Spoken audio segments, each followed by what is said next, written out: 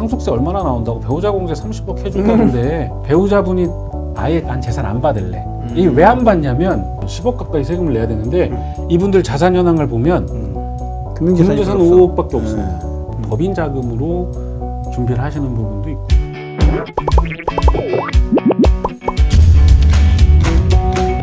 안녕하세요. 중소중견기업 보수들의 골치 아픈 고민을 타파해줄 보고파TV를 책임지고 있는 윤책입니다. 자, 오늘은 상속과 증여 전략에 대해서 한번 얘기를 나눠보도록 하겠습니다. 옆자리는 경영 컨설팅 전문가 이재민 단장님 모셨습니다. 안녕하십니까?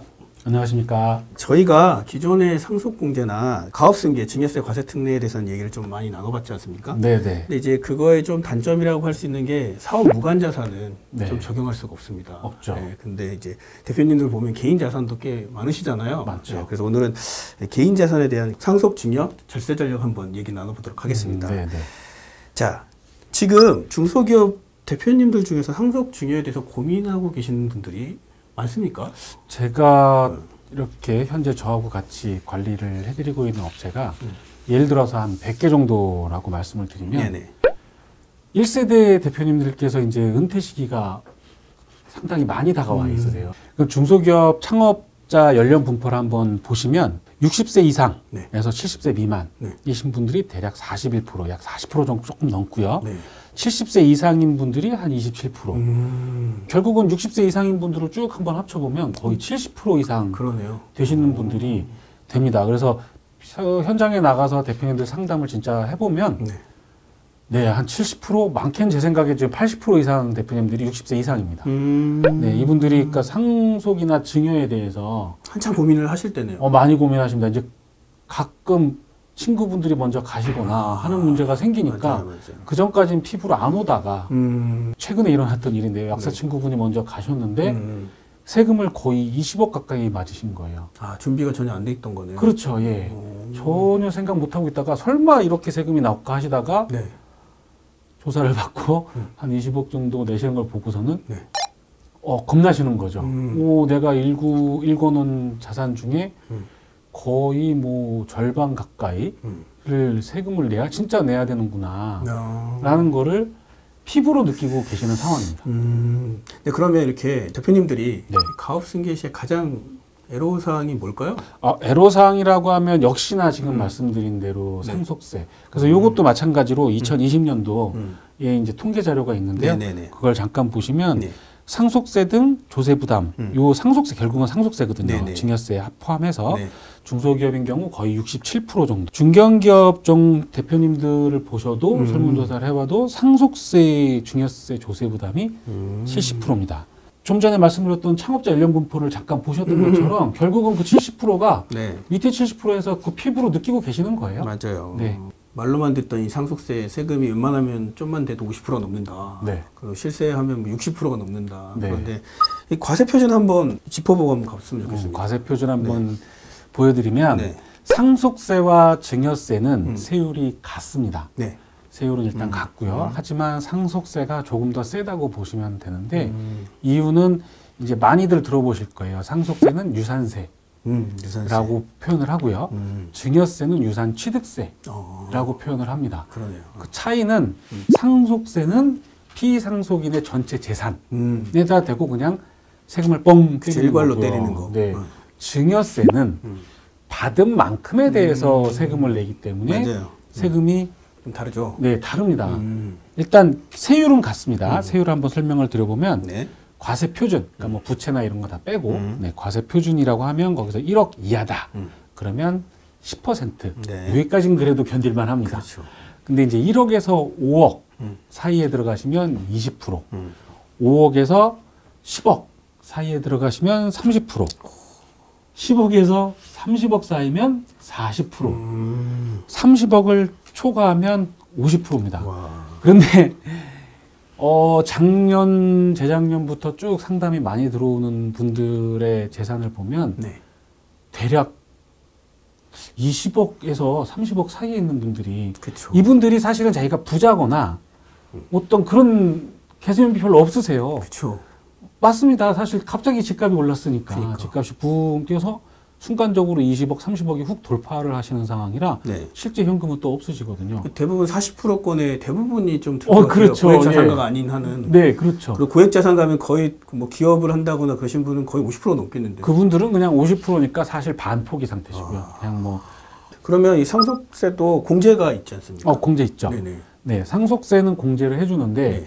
기초공제하고 인적공제 요 두 개를 합친 거 이제 설명을 드려보면 네. 그거하고 일괄공제. 일괄공제. 일괄공제는 무조건 5억을 빼줍니다. 그 일괄공제가 좀 더 낫다 싶으면 그냥 일괄공제 5억을 해버리면 되겠네요. 그렇습니다. 그래서 재산이 5억까지는 사실 세금이 안 나오겠죠. 네. 네. 그런데 기초공제하고 인적공제는 뭐냐면 기초공제는 일단 2억까지는 세금을 빼줍니다. 네. 과세표준에서 2억을 공제해주고요. 네. 인적공제는 사람이 있으면 그만큼을 빼주겠다. 그런데 자녀가 네. 성인 자녀가 있으면 인당 5천만 원씩 공제해주고요. 네.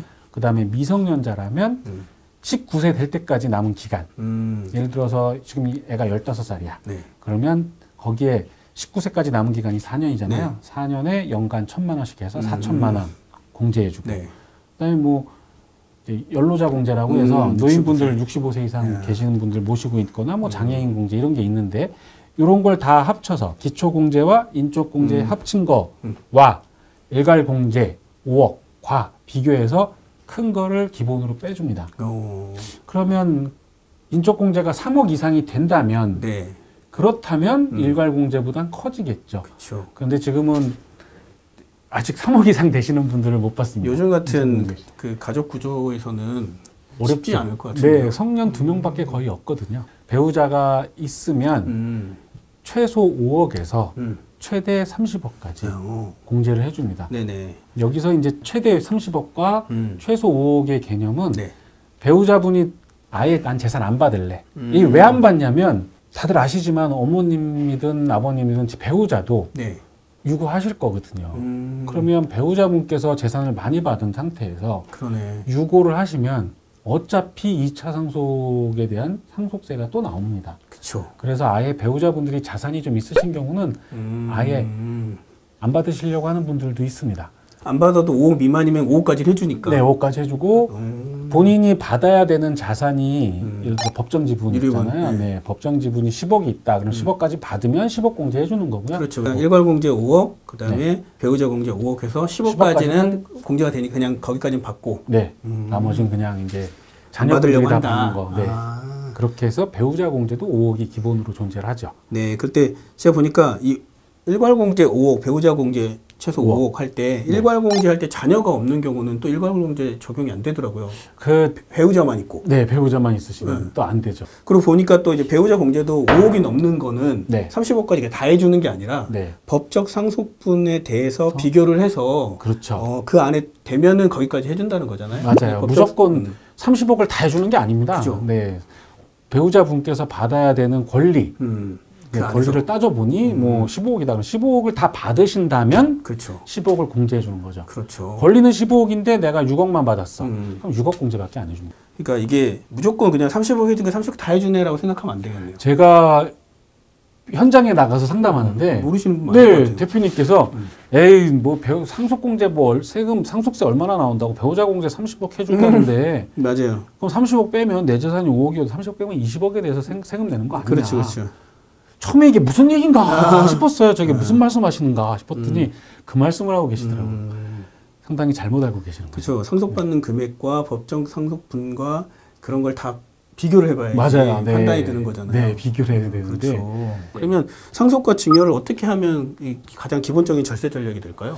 가장 기본적이라고 하면 재산을 아예 안 주시고 유고를 해버리시면 상속세로 다 얻어맞는데 이게 가장 안 좋은 케이스. 가장 안 좋은 케이스라고 볼 수 있죠. 세금적인 측면만 따져보면. 맞아요. 증여는 일단 유산 취득세 개인별로 얼마큼 받았느냐에 따라서 해주고 네. 그 다음에 증여한 시점에서 10년이 경과하면 상속 재산 가액에서 빼주지 않습니까? 그렇죠. 맞아요. 그러니까 나중에 상속세를 과도하게 맞는 것보다는 사전에 증여하고 그렇죠. 사전에 처분해서 뭐 어떻게 애들한테 현금 증여를 할 수 있는 방법들은 현금 증여하고 맞아요. 쓸 수 있는 건 또 쓰고 네, 하는 전략들을 세우셔야 돼요. 먼저 재산, 부유 재산이 얼마인지 좀 어느 정도 어바웃이라도 파악을 하셔야 됩니다. 그렇죠. 그래서 현재 이제 부동산은 얼마고 거기에 부채는 또 얼마고 그 평가를 먼저 다 해놓고 두 번째는 요 재산을 근거로 해서 증가하는 속도.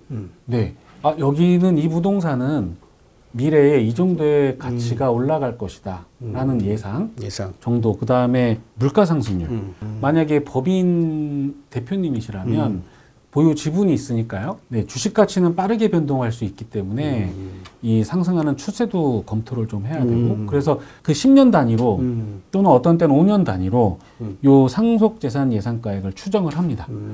그리고 나서 세 번째로는 3단계 전략으로는 사전에 그러면 이 중에 어떤 거는 증여를 하고 어떤 거는 처분을 하고 뭐 주식은 또 어떻게 증여를 할 것이고 뭐 저번에 잠깐 스터디한 증여 특례를 쓸 것이냐 말 것이냐 이런 것들을 다 고려를 해야 되는 거죠.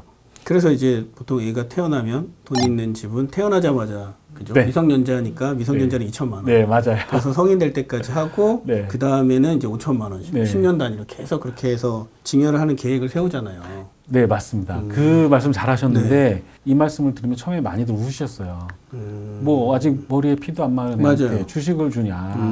그게 불법 아니냐라고 그러셨는데 지금은 그냥 연락이 오십니다. 대기업분들이 하는 걸 보고 그 뉴스에도 많이 나오고 하니까 이게 미리미리 해야 되는구나. 공제 한도가 있으니까요. 그렇죠. 공제 한도가 있으니까. 네, 맞습니다. 자, 그러면 우리가 좀 간단하게 예를 들어서 이게 사전 증여를 하고 안 하고 네. 이런 거에 따라서 얼만큼의 이 절세가 되는지 한번 그 예를 들어봐 주십시오.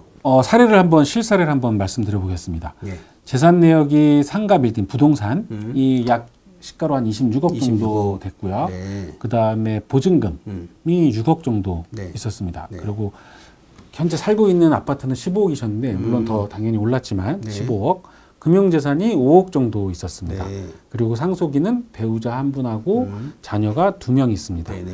법정 상속 지분은 배우자분은 1.5. 그렇죠. 네, 뭐 그다음에 자녀는 1,1이기 때문에 1. 배우자분이 40억 중에 7분의 3. 그렇죠. 자녀분은 40억 중에 7분의 2. 그렇죠. 그다음에 자녀 2도 40억 중에 7분의 2. 맞아요. 대략 그럼 17억, 그다음에 11억 5천 그렇죠. 정도를 받아가는 맞아요, 게 맞아요. 맞는데요. 맞습니다.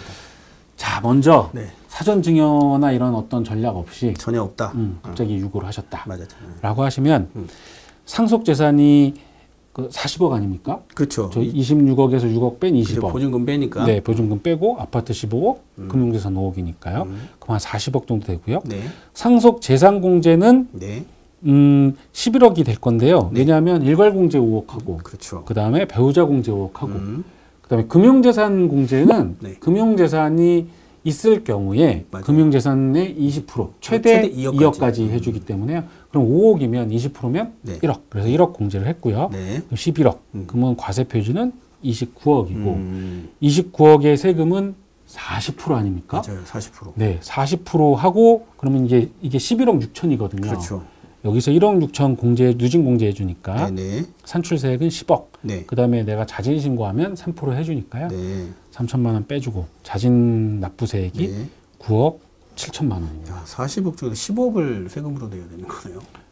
눈물 나십니다. 와, 이거는 그러니까 이렇게 돈이 있어도 이걸 낼 세금이 없는 거네. 그래서 문제가 여기서 터집니다. 지금 말씀하신 것처럼 네. 예를 들어서 거의 9억 7천, 10억 가까이 세금을 내야 되는데 이분들 자산 현황을 보면 금융재산 5억밖에 없습니다. 나머지는 없습니다. 연부연납을 안 한다 치면 이거를 돈을 5억을 그렇죠. 5억 정도를 더 만드셔야 되는데 사실 없습니다. 결국 뭐 상가를 팔든지 뭐 아파트를 팔든지 뭐 그래야 네, 되는 아니 담보를 잡아야 되겠네요. 네, 맞아요. 그러면은 내가 대출을 더 받거나 금매로 내놔야 되는데 그럴수록 또 손실이 또 있는 거죠. 맞아요. 2차 손실이 또 발생합니다. 증여를 먼저 사전 증여를 한다라고 했을 때, 네, 그렇죠. 그러면 배우자분한테는 6억까지 일단 증여를 한다. 왜냐? 공제가 되니까. 공제가 되니까. 그럼 배우자분한테 상가에 대해서 6억 공제해주는 지분만큼 6억만큼 주시고 네. 자녀분한테는 5억씩 증여를 해줍니다. 지분으로. 네. 5억은 왜 5억이냐? 5억까지 20%거든요. 그렇죠. 초과분은 30%니까. 그 이상 안 넘게 하려고. 네, 그렇죠. 20% 정도까지 하면. 그러면 다 해서 사전 증여한 게 16억 정도를 맞아요. 사전 증여했고요. 40억에서 16억 빼보면 24억이 남을 거고 네. 상속 재산 공제액은 10년이 넘었다 치면 네. 네, 11억은 똑같고요. 네. 그래서 과세 표준은 13억이 될 거고요. 실제로 내가 내야 되는 돈은 약 3억 5천 정도를 세금을 납부하셔야 되고요. 네네. 자, 그럼 이제 사전증여할 때 들어간 세금을 한번 봐야 되잖아요. 네네네. 사전증여를 배우자한테 6억 할 때는 당연히 세금이 없는 거고요. 그죠? 그 다음에 자녀한테 네. 5억을 줄 때는 5억에서 5천만 원은 공제를 받잖아요. 맞아요. 네, 증여 공제를 받으니까 5천. 성이라고 했을 때. 그렇죠. 네. 그리고 4억 5천에 20%니까 네. 9천만 원. 네네네. 9천만 원에 누진 공제 1천만 원 해주니 8천만 원. 네. 8천만 원에 또 3% 공제해 주니까요. 그게 한 7천 해보면 자녀가 둘이니까 이제 네, 한 합치면 7,300 정도 나옵니다. 그걸 2배 곱해보면 1억 5천 정도. 대충 1억 5천 5백 정도. 그러면 따져보면 증여세로 한 1억 5천 5백 냈고 네. 상속세로 3억 5천 정도 냈잖아요. 합쳐보면 대략 5억 정도 내셨고 네. 그냥 유고하셨을 때 약 9억 7천 정도 내셨으니까 미리 사전 증여를 해서 이렇게 판을 짜놓으시는 게 네. 얼마나 효과적인지 그러니까요. 네, 알 수 있습니다. 그러면 이렇게 보니까 저희가 보면 이런 사전 증여도 있지만 금융 상품을 활용해서 미리미리 준비하는 경우도 있습니다. 네, 맞습니다. 보니까 국세청 자료에서는 뭐 이제 보험 중에서도 종신보험을 활용하는 게 네. 어떻게 보면 미래의 그 상속세 재원도 마련하고 여러 가지 좋다고 하더라고요. 네, 일반적으로 우리나라 보험을 드실 때 대부분들 계약자, 피보험자, 그렇죠. 수익자 이렇게 세 개로 구성이 되는데 맞아요. 관계자가 그 중에 대부분 다 계약자, 피보험자, 수익자가 동일합니다. 저부터도 대부분이, 마찬가지고, 대부분이. 네, 뭐 실손보험을 드시든 뭘 드시든 그런 식으로 되는데요. 네. 이렇게 안 하고 계약자와 수익자는 자녀로 하고 그 다음에 피보험자만 뭐 부모님 중에 어느 분이시든 간에 네, 되신다고 한다면 이제 종신보험을 활용하는 경우에 부모님이 피보험자인 경우에 부모님께서 유고를 하시면 보험금을 지급을 해야 되잖아요. 네. 그런데 계약자가 자녀고 수익자도 동일한 자녀라면 당연히 자녀한테 그 그렇죠. 네, 보험금이 지급이 되도록 되어 있습니다. 여기서 이제 제일 많이들 착각을 하시는 부분이 있는데 그러면 돈은 내가 내고 부모님이 내주고 계약자 수익자만 자녀분으로 하시면 된다라고들 알고 계시는데 우리나라 전산이 그렇게 만만하지 않습니다. 절대 네. 그렇지 않잖아요. 세계 최강입니다. 저희 나라 IT는. 자, 여기서 계약자 수익자는 당연히 본인들이 자금 출처가 있는 자금으로 네. 보험을 들어야 되는 거고요. 또 아까 상가 저희가 계산한 것처럼 미리 사전 증여를 합니다. 상가 같은 거를. 네, 그렇죠. 상가 같은 걸 미리 사전 증여를 하면 네. 그 상가에서 임대료가 나올 거고 그 임대 수익은 당연히 자녀분 거가 되겠죠. 그걸로 이제 보험금을 낸다. 네, 그렇죠. 그걸로 보험료를 내야 되는 상황이 생기실 거예요. 네. 법인에 주식을 일부 증여해서 배당금을 수령해서 그 배당금을 자금 출처가 있으니까요. 그거 갖고 내가 보험료를 납입할 수도 있을 거고요. 여하튼 자녀하고 배우자분한테 합법적인 소득원을 만들어주는 게 굉장히 중요하죠. 저 임대소득이든 배당이든 뭐 채용을 해서 급여를 주든. 그렇죠. 네, 근데 실제 이제 일을 하게 해서. 네. 네. 그거는 나중에 결국은 종신보험 같은 경우는 돌아가셨을 때 나오니까 그 돈으로 상속세 재원을 활용할 수 그렇죠. 있는 네, 거예요. 맞습니다. 네, 맞습니다. 그러면 이 상속세 재원 마련하기 위해서 보험을 잘 활용한 그런 사례가 있을까요? 네. 법인 대표님이신 경우에 법인 자금으로 준비를 하시는 부분도 있고요. 법인 자금. 네, 또 하나는 개인이신 경우에 이제 자녀분들이 이제 소득이 좀 뭐 그래도 충분히 있다면 자녀분들의 수입으로 법인이신 경우에 네. 대표님이 이제 법인 대표님이시니까 법인에서 종신보험을 가입을 합니다. 법인 이름으로. 네, 법인 이름으로. 그러면 당연히 그거에 대한 피보험자는 대표님이시고 수익자는 법인이다. 맞네요. 혹시 이제 운영을 하시다가 법인 대표님이 상당히 전체 법인에서 보면 매출의 뭐 90%는 사실 법인 대표님들이 하시는 거거든요. 중소기업 대부분이 네. 다 그러잖아요. 네, 맞습니다. 그래서 대표님께서 유고하시면 법인으로 그 자금이 보험금이 네, 지급이 되게 돼 있고요. 네. 그러면 자녀분들은 어떻게 활용하느냐?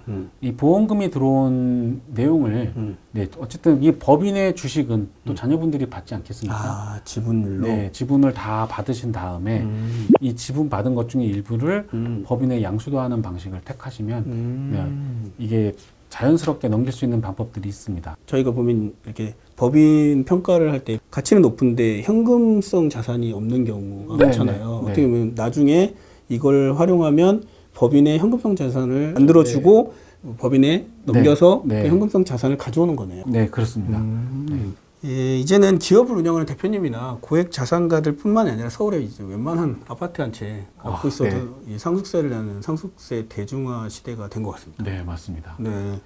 그러다 보니까 뭐 이 법인 대표님들은 사전에 이제 가업승계 지원제도 같은 거를 활용을 하잖아요. 그와 동시에 개인 자산에 대한 상속 증여 플랜도 좀 필요할 것 같습니다. 네, 많이 필요하시게 될 거고요.